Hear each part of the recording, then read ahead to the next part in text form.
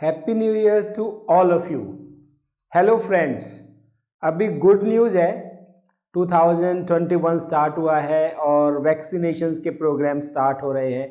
कोविड-19 के against vaccine आ गई है and all of us are happy about it that at least some respite, कुछ तो आराम मिला, क्योंकि 2020 तो बहुत वैसे ही चला गया था। अब कुछ लोग ऐसा सोचते हैं कि अब वैक्सीन आ गई, काम खत्म, वी आर रिलैक्स। ये वीडियो स्पेसिफिकली मैंने इम्यूनिटी टॉपिक पे बनाई है ताकि मैं आपको बता सकूं, आम लोगों को ये बता सकूं कि इम्यूनिटी क्या होती है, उसको हम कैसे इंक्रीज कर सकते हैं, कौन से फैक्टर्स हैं उसे डिक्रीज करते हैं और वो कैसे काम करती है। क्योंकि दोस्तों अभी लड़ाई ख़त्म नहीं हुई है, अभी तो स्ट्रगल लंबा चलना है।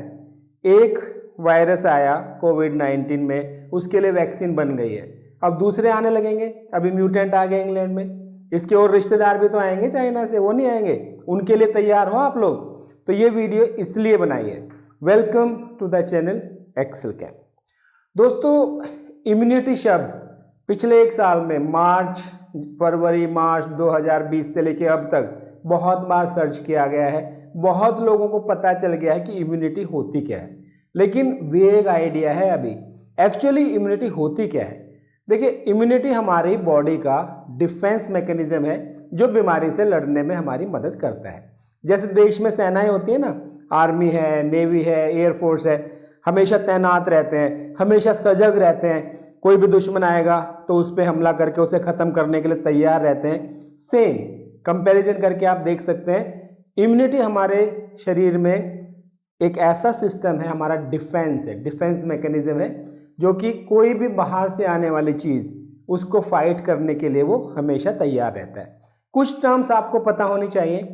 एंटीजन, कोई भी बाहर से आने वाली चीज़, वो कोई बैक्टीरिया हो सकता है, कोई वायरस हो सकता है, कोई प्रोटोजोआ हो सकता है, पोलन ग्रेन्स हो सकते हैं, anything which is coming from outside, जिसको बॉडी फॉरेन समझ लेते हैं कि ये फॉरेन पार्टिकल है, वो बाहर से आने वाली चीज़ है, तो वो होता है एंटीजन।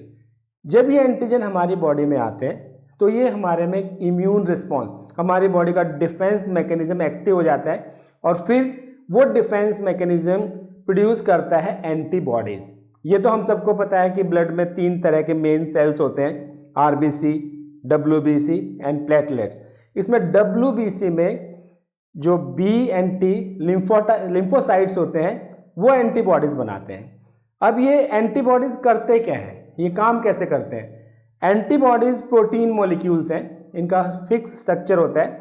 ये एंटीजन को बाइंड कर लेते हैं, एक परफेक्ट तरीके से बाइंडिंग करके उसे घेर लेते हैं और या तो उसे खुद ही ख़त्म कर देंगे। जैसे मान लो कोई वायरस आ गया, उसको बाइंड करके उसके मैकेनिज्म को ख़त्म कर दिया, वो ख़त्म हो जाएगा, या उसे बाइंड कर लिया फिर दूसरे जो इम्यून सिस्टम है उसको किल कर देगा। और इस तरीके से हमारी बॉडी में एंटीबॉडीज बनने के बाद वो बीमारी हमारी बॉडी से ख़त्म हो जाएगी।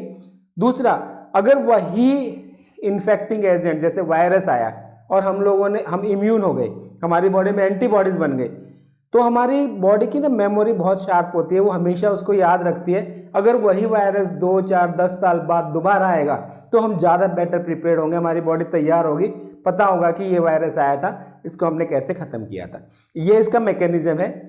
अब ये इम्यूनिटी होती कैसी है, किस किस टाइप की होती है? देखो, इसको ना 2 टाइप में हम मेनली बांटते हैं। एक होती है इन्नेट। इन्नेट मतलब हमारे जन्म से, जो हर बच्चा ये इम्यूनिटी लेकर जन्मता है। जिस टाइम उसका जन्म होता है उस टाइम उसकी बॉडी में इम्यूनिटी होती है। इन्नेट इम्यूनिटी स्पेसिफिक नहीं होती एंटीजेंस के लिए, वो एक प्राइमरी डिफेंस मैकेनिज्म है, इमीडिएटली रिस्पॉन्स करती है। कुछ भी बाहर से आएगा, बैक्टीरिया, वायरस, एनीथिंग, तो वो इन्नेट इम्यूनिटी फाइट करेगी, रिस्पॉन्स देगी तुरंत। इसका रिस्पॉन्स बहुत फास्ट होता है और साइमल्टेनियसली ये हमारी जो एक्वायर्ड इम्यूनिटी है उसे एक्टिवेट कर देगी। एक्वायर्ड इम्यूनिटी में भी 2 टाइप की इम्यूनिटी होती है। एक्वायर्ड इम्यूनिटी में 2 टाइप की है, नेचुरल एंड आर्टिफिशियल। फर्स्ट हमने इन्नेट का समझ लिया कि ये जन्म से है। एक्वायर्ड जो हम अपनी लाइफ टाइम में एक्वायर करते हैं। नेचुरल तरीका क्या है? इसमें भी 2 कैटेगरी हैं, passive and active. Naturally acquired passive immunity, ये मदर से बच्चे तक एंटीबॉडीज का ट्रांसफर होता है। जन्म से पहले भी होता है, जन्म के बाद भी होता है। जैसे मान लीजिए जब बच्चा गर्भ अवस्था में है उस टाइम मदर को कोई इन्फेक्शन हो गया, कुछ एंटीबॉडीज उसकी बॉडी में बने, वो बच्चे तक भी पहुंच जाते हैं। या जब बच्चे का जन्म होने के बाद जैसे जो ब्रेस्ट फीडिंग होती है, तो उस ब्रेस्ट फीडिंग में कुछ एंटीबॉडीज बच्चे तक चले जाते हैं। इसीलिए कहा जाता है कि बच्चे को माँ का दूध पिलाना जरूरी है, क्योंकि जब माँ उसे दूध पिलाएगी तो बहुत से एंटीबॉडीज उसकी बॉडी में ऑलरेडी जाएंगे और वो बचपन में इन्फेंसी में होने वाली बहुत सी बीमारियों से बच जाएगा। लेकिन ये जो पैसिव इम्यूनिटी है जो माँ की तरफ से आती है, लॉन्ग लास्टिंग नहीं होती है, उस ड्यूरेशन के लिए रहती है। एक्टिव, नेचुरल तरीके से हमारी बॉडी में कोई इन्फेक्शन हुआ और हमारी बॉडी में एंटीबॉडीज बन गए, वो हमारा है नेचुरल इम्यूनाइजेशन, कि हम नेचुरल तरीके से हमारी इम्यूनिटी डेवलप हो गई। इम्यूनिटी हम आर्टिफिशियल तरीके से भी डेवलप कर सकते हैं, उसमें भी दो तरीके हैं। Passive, antibody transfer. जैसे मान लीजिए अभी कोविड-19 में हम सब ने सुना होगा प्लाज्मा थेरेपी। जैसे कोई पेशेंट है, उसको कोविड हो गया, उसकी बॉडी वो रिकवर कर गया, उसकी बॉडी में एंटीबॉडीज़ बने, तो वहाँ से प्लाज्मा लेके हमने ट्रांसफ्यूज़ कर दिया। ऐसे पेशेंट को, क्रिटिकल जो स्टेज में होते हैं, जिनको इमीडिएटली एंटीबॉडी चाहिए फाइट करने के लिए, ये जो पैसिव इम्यूनिटी है एक्वायर्ड, ये लंबे टाइम तक नहीं चलती, कुछ टाइम बाद ये एंटीबॉडीज़ बॉडी से ख़त्म हो जाते हैं। दूसरा जो अभी इंटरेस्टिंग है, आर्टिफिशियल तरीके से एक्टिव इम्यूनाइजेशन, वैक्सीनेशन। वैक्सीन्स बनाए जाते हैं। वैक्सीन्स होता क्या है, जैसे वायरस है, वायरस कोविड करता है, तो उस वायरस को कमज़ोर कर देंगे, इतना कमज़ोर कर देंगे कि वो बीमारी नहीं कर पाएगा। लेकिन अगर हमारी बॉडी में दिया जाएगा तो हमारी बॉडी के इम्यून सिस्टम को वो एक्टिवेट कर देगा, जिससे कि हमारी बॉडी अपने एंटीबॉडीज़ बना लेगी बिना बीमार हुए। इस तरीके से ये वैक्सीनेशन होता है, इसको इम्यूनाइजेशन भी बोलते हैं। अब यहाँ पे एक कॉन्सेप्ट आता है हर्ड इम्यूनिटी। हर्ड इम्यूनिटी में क्या है, अगर पॉपुलेशन में अराउंड 70% लोग इन्फेक्ट हो जाएं, उनकी इम्यूनिटी डेवलप हो जाए, उनमें एंटीबॉडीज़ बन जाएं, तो फिर वो इन्फेक्शन अपने आप धीरे धीरे ख़त्म हो जाता है। उसकी जो चेन ऑफ स्प्रेड है वो टूट जाती है, क्योंकि 70% लोग इम्यून हो गए, उनकी बॉडी में इम्यूनिटी आ गई। ये काम हम वैक्सीनेशन से कर सकते हैं। अब जैसे वैक्सीन्स लगने लगेंगे, स्टार्ट हो गया वैक्सीनेशन, तो धीरे धीरे पॉपुलेशन में बहुत सारे लोगों में वैक्सीन जब लग जाएंगे तो हर्ड इम्यूनिटी आ जाएगी और हम इस बीमारी के ऊपर विजय प्राप्त कर लेंगे। अच्छा, अब ये क्वेश्चन उठता है कि जब लॉकडाउन हुआ था, अगर हम लॉकडाउन ना करते और ओपन कर देते सोसाइटी को, पूरी पॉपुलेशन को एक्सपोज कर देते कि इन्फेक्शन के लिए वो एक्सपोज हो जाए और फिर इम्यूनाइज हो जाए, क्योंकि जब एक्सपोज होगी तो एंटीबॉडी बनेंगे, तो हमारा इतना सारा सब कुछ खर्चा, इतना सारा जो नुकसान हुआ नहीं होता। लेकिन दोस्तों, जब कोई पर्सन इन्फेक्ट होता है तो उसमें बीमारी के सिम्टम्स आते हैं, उस टाइम हमें हॉस्पिटल्स की ज़रूरत पड़ती है उन सिम्टम्स को रोकने के लिए, मैनेज करने के लिए। सांस में तकलीफ आ रही है तो हमें वेंटिलेटर चाहिए ना। अगर हम पूरी पॉपुलेशन को एक्सपोज कर देते, कोई भी गवर्नमेंट कर देती, क्या हमारे पास इतने हॉस्पिटल्स थे? उसमें बहुत सारी कैजुअलिटीज हो जाती, जो कि कोई भी गवर्नमेंट नहीं चाहेगी, कोई भी सिविल सोसाइटी नहीं चाहेगी। इसलिए लॉकडाउन किया, धीरे धीरे हॉस्पिटल्स की व्यवस्था को सही किया। अब वैक्सीन आ गया तो पॉपुलेशन में वैक्सीनेशन आएगा और धीरे धीरे हर्ड इम्यूनिटी हमें मिल जाएगी, हम इससे जीत जाएंगे। कुछ फैक्टर्स होते हैं दोस्तों जो हमारी इम्यूनिटी को कमज़ोर करते हैं, जैसे स्ट्रेस। अगर हम स्ट्रेस लेते हैं तो हमारी इम्यूनिटी कमज़ोर होगी। लोनलीनेस, अकेलापन, अगर हम अकेलेपन से शिकार हैं हम तो स्ट्रेस भी होगा, इम्यूनिटी भी कमज़ोर होगी। अल्कोहल, स्मोकिंग, सेडेंटरी लाइफस्टाइल, अगर हम एक्टिव नहीं है लाइफ में तो हमारी इम्यूनिटी कमज़ोर होगी। इसी तरीके से कुछ फैक्टर्स हैं जो हमारी इम्यूनिटी को बढ़ाते हैं, जिसमें हमारी डाइट, एक बैलेंस डाइट, फिजिकल एक्टिविटी, हम कितने एक्टिव हैं, sleep, proper sleep, proper, and मस्ती, हैप्पीनेस, यार दोस्तों के साथ, फैमिली के साथ एंजॉय करना, ये बहुत ज़रूरी एस्पेक्ट है अपनी इम्यूनिटी को बढ़ाने का। देखिए, मेरा कहने का मतलब, ये वीडियो बनाना इसलिए मैंने ज़रूरी समझा कि अभी हमारी लड़ाई ख़त्म नहीं हुई है। हो सकता है हम कोविड-19 से जीत जाएं, लेकिन वायरस तो और भी आएंगे, माइक्रोब्स तो और भी आएंगे, बायोलॉजिकल वारफेयर का तो खतरा हमेशा बना रहता है। तो क्यों ना हम ऐसा करें, हम अपने लाइफस्टाइल को ऐसे करें, इतनी हमें अवेयरनेस आ गई, हम इतने मजबूत हो जाएं, अपने सिस्टम को इतना मजबूत कर लें कि कल को कोई नया इन्फेक्टेंट आता है, कोई नया वायरस आता है, तो भी हम सरवाइव कर जाएंगे, तो भी हम बच जाएंगे। ये मैं आपको डिटेल में बताता हूँ। अगर मैं सारे टॉपिक को समराइज करना चाहूँ तो सबसे इम्पोर्टेंट बात ये है कि हम अपनी इम्यूनिटी को बढ़ाएं कैसे। हम अपनी इम्यूनिटी को 4 तरीके से बढ़ा सकते हैं। सबसे पहला है डाइट। आपकी डाइट बैलेंस होनी चाहिए, उसमें प्रोटीन्स होने चाहिए, ग्रीन लीफी वेजिटेबल्स होनी चाहिए, फ्रूट्स होने चाहिए, नट्स होने चाहिए, विटामिन्स मिनरल्स होने चाहिए। विटामिन्स में स्पेसिफिकली विटामिन सी, मिनरल्स में जिंक और विटामिन डी, कैल्शियम, ये इंपॉर्टेंट है आपकी इम्यूनिटी के लिए। और फिर देखिए कुछ चीज़ें हैं जिनका काढ़ा बना के पिया जाता है, जैसे हल्दी है, बहुत इफ़ेक्टिव है, गिलोय है, बहुत इफ़ेक्टिव है। इसी तरीके से दालचीनी बहुत ही इफ़ेक्टिव है, और दालचीनी, तुलसी, आंवला, ग्रीन टी, ये सब चीज़ें हमारी डाइट में होनी चाहिए। देखो डाइट का ना एक सिंपल सा प्रोसीजर रखिए आप, बहुत ज़्यादा सोचना नहीं है। अगर आप हर इंग्रेडिएंट में जाओगे तो आपके लिए मुश्किल होगी। आप अपने खाने को नेचुरल रखिए। आपकी जो डाइट है कलरफुल होनी चाहिए, जितनी कलरफुल होगी उतने ज़्यादा आपको न्यूट्रिएंट्स मिलेंगे, जितने न्यूट्रिएंट्स होंगे उतनी आपकी इम्यूनिटी स्ट्रांग होगी। चीज़ों की एक्सेस नहीं करनी, ज़्यादा नहीं करना।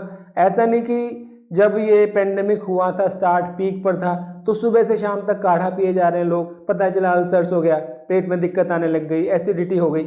नहीं, मॉडरेशन इज द की। आप मॉडरेट डाइट लीजिए वैरायटी की। नट्स लीजिए, बादाम, काजू, अखरोट, जो अवेलेबल हो, मूंगफली, जो आप अफोर्ड कर सकते हो। जितना वैरायटी का खाना आप लेंगे उतना आपके लिए अच्छा रहेगा।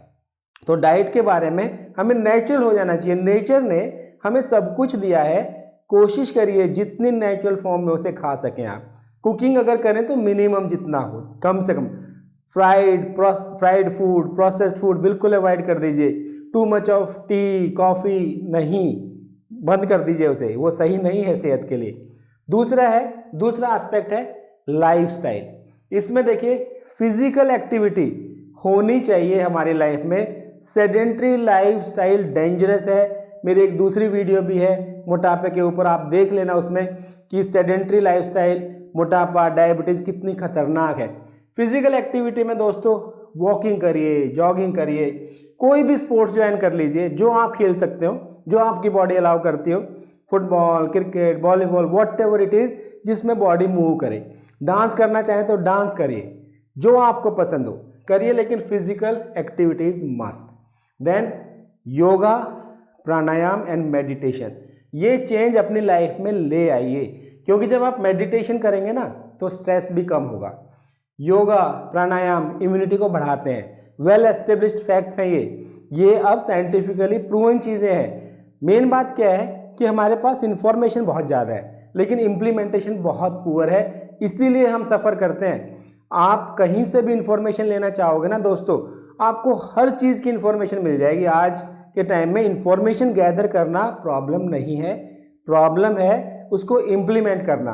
और एक बात आप ये अच्छी तरह से अपने दिमाग में बिठा लो, there is no shortcut for success. आपको अगर योगा करना है तो रेगुलर करना है, आसन करने हैं तो रेगुलर करने हैं। जब इन चीज़ों का आप रेगुलर करोगे ना, आपको फ़ायदा अपने आप पता चल जाएगा। आपकी बॉडी रिस्पॉन्ड करने लग जाएगी पॉजिटिव मैनर में। तीसरी बात, स्लीप, ये बहुत नेग्लेक्टेड एरिया है। हम लोग अपनी एम्बिशंस को पूरा करने के लिए, अपने एग्ज़ाम्स के लिए, जॉब के लिए, फैमिली के कामों के लिए अपने आराम को भूल जाते हैं। 7 से 8 घंटे बिंदास सोइए, एकदम मस्त होकर सोइए, इम्यूनिटी बढ़ेगी। अगर नींद कम लोगे तो इम्यूनिटी कमज़ोर होगी, बीमार पड़ जाओगे तब क्या करोगे। इसलिए नींद लेनी है, और साउंड स्लीप तो जब भी मिलेगी जब आप पूरे दिन एक्टिव रहेंगे, कोई गलत काम नहीं करेंगे तभी सो पाएंगे, गलत काम करेंगे तो सो भी नहीं पाएंगे। एक ये फैक्ट, मस्ती, दोस्तों के साथ मस्ती करिए, फैमिली मेम्बर्स के साथ एंजॉय करिए। कभी मौका मिल जाए तो घूमने चले जाओ, छोटे छोटे ट्रिप पे चले जाओ, ट्रैकिंग का मौका मिल जाए तो वहाँ चले जाओ। Try to be social. जितना सोसाइटी में एक्टिव रहोगे उतना खुश रहोगे, जितना खुश रहोगे उतनी इम्यूनिटी अच्छी रहेगी। दोस्तों मेन बात क्या है कि हम बेसिकली ना बहुत लेजी हो गए हैं। हम इंफॉर्मेशन गैदर करते रहते हैं, इसमें मुझे जिंक मिलेगा कि नहीं, इसमें आयरन मिलेगा कि नहीं, इस योगासन से मेरी इम्यूनिटी बढ़ेगी कि नहीं, लेकिन जब करने की बारी आती है करते ही नहीं है। अरे भाई करते क्यों नहीं? इन्फॉर्मेशन इकट्ठी कर लो जितनी करनी है, एक बार अपना लिस्ट बना लो। इतनी सारी चीज़ें मदर नेचर ने दी हैं, खाएंगे ही नहीं, और खाएंगे तो इतनी ज़्यादा खाएंगे कि काढ़ा पियेंगे तो काढ़ा ही पीते रहेंगे। ऐसे भी नहीं, बैलेंस करके। ये टाइम है 2020 ने बहुत बड़ा लेसन दिया है दोस्तों कि हमें नेचर के साथ मिलके रहना चाहिए। If you go against nature, nature will punish you. एक मौका मिल गया, वैक्सीन बन गया, सोसाइटी सरवाइव कर जाएगी, बच जाएगी, तो हमें उम्मीद की किरण हो गई। लेकिन आगे के लिए समझ जाओ। बस इस वीडियो में इतना ही। Always be healthy and happy.